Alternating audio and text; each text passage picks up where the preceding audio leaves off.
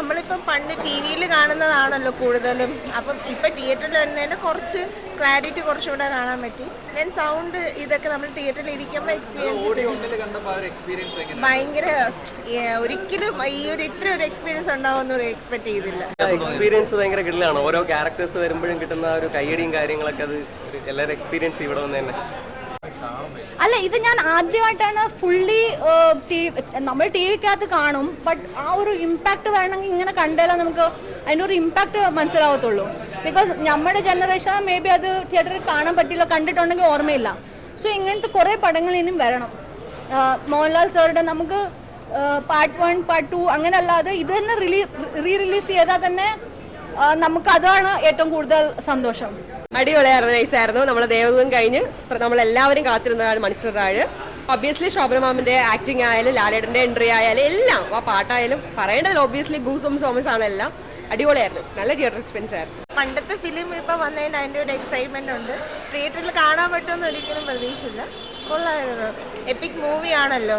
So സന്തോഷം. ഓഡിയൻസിൻ്റെ reaction like നമ്മൾ മോഹൻലാലൊക്കെ വരുമ്പോഴത്തേക്കും ആ ഒരു റിയാക്ഷൻസ് ആസ് ഓൾവേസ് ഇതുണ്ട്.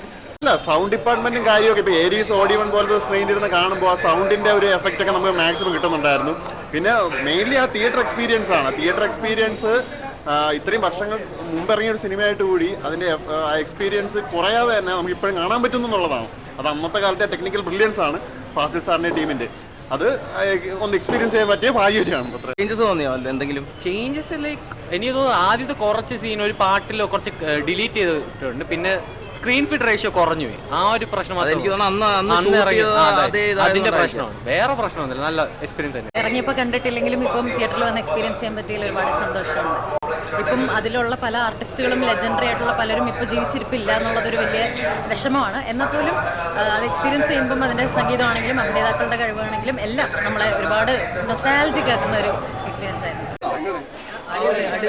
അടിപൊളിയായിരുന്നു. കാരണം എവർഗ്രീൻ ക്ലാസിക് മൂവിയാണ് മണിച്ചിത്രത്താഴ്. അന്നും ഇന്നും എന്നും. ഞാൻ ജനിക്കണതിന് 1 വർഷം മുന്നേ ഇറങ്ങിയ പടമാണ്. അപ്പോൾ ലാലേട്ടനായിരുന്നാലും ശോഭനായിരുന്നാലും വീണ്ടും കാണണമെന്ന് ആഗ്രഹത്തിൽ വന്നതാണ്. ഒരു 100 വട്ടത്തിൽ കൂടുതൽ ടി വിയിലായിരുന്നാലും ഡൗൺലോഡ് ചെയ്ത് മൊബൈലിൽ കണ്ടിട്ടുള്ള പടമാണ്. ബട്ട് അത് ഇന്നും എന്നും എവർഗ്രീൻ ക്ലാസിക് തന്നെയാണ് മോളിവുഡിൻ്റെ. സൗണ്ട് എഫക്റ്റ് അടിപൊളിയായിരുന്നു, നല്ലതായിരുന്നു. നമ്മളെപ്പോഴും തിയേറ്ററിൽ വൺസെങ്കിലും തിയേറ്ററിൽ വന്ന് കാണണം എന്ന് ആഗ്രഹിച്ച മൂവിയാണ്. എനിവേ അടിപൊളി. ബാക്ക്ഗ്രൗണ്ട് മ്യൂസിക് നല്ലപോലെ ഹൈലൈറ്റ് കൊടുത്തിട്ടുണ്ടായിരുന്നു. നല്ലപോലെ റീമാസ്റ്റർ ചെയ്തപ്പോൾ നൈസായിട്ടാണ് കാണാനായിട്ട്, സെറ്റ് ആയിരുന്നു കാണാൻ. പടം നമുക്ക് ഒരു ബിഗ് സ്ക്രീനിൽ കാണാൻ പറ്റിയത് തന്നെ എന്തോ വലിയ ഭാഗ്യമാണ്. നമ്മൾ ഒരുപാട് ആഗ്രഹിച്ചൊരു ഫിലിമാണ്. അത് റിലീസ് ചെയ്തപ്പം അതുകൊണ്ടാണ് ഫസ്റ്റ് ഷോ തന്നെ നമ്മൾ എടുത്തുകൊണ്ട് വന്നത്. നല്ല വിഷ്വൽ ക്വാളിറ്റി തന്നെ അവതരിപ്പിച്ചിട്ടുണ്ട്. ഒരു സീൻസും മിസ്സിങ് അല്ല, അടിപൊളിയായിട്ടുണ്ട്. വളരെ നല്ലത്. ആ ഒരു ഹൊറർ അവർ നല്ല രീതിയിൽ മെയിൻറ്റെയിൻ ചെയ്തു. എസ്പെഷ്യലി ആ ശോഭനൻ ചേച്ചിയുടെ ട്രാൻസ്ഫോർമേഷൻ സീനൊക്കെ I think the whole theatre erupted during that scene. അതായിരുന്നു ഏറ്റവും വലിയ highlight. It's a great one, great watch. ചേട്ടാ ഓൾറെഡി കണ്ട പടമല്ലേ ചേട്ടാ? അതുകൊണ്ടാണ് എക്സ്പീരിയൻസ് വെച്ചത്. തിയേറ്റർ എക്സ്പീരിയൻസ് അടിപൊളിയായിരുന്നു. ചെറുപ്പത്തിൽ ഞാൻ 4ാം ക്ലാസ്സിൽ പഠിച്ചിരുന്നപ്പോഴാണ് ഈ സിനിമ ഇറങ്ങിയത്. അന്ന് തിയേറ്ററിൽ എന്തെങ്കിലും കാണാൻ പറ്റിയില്ല.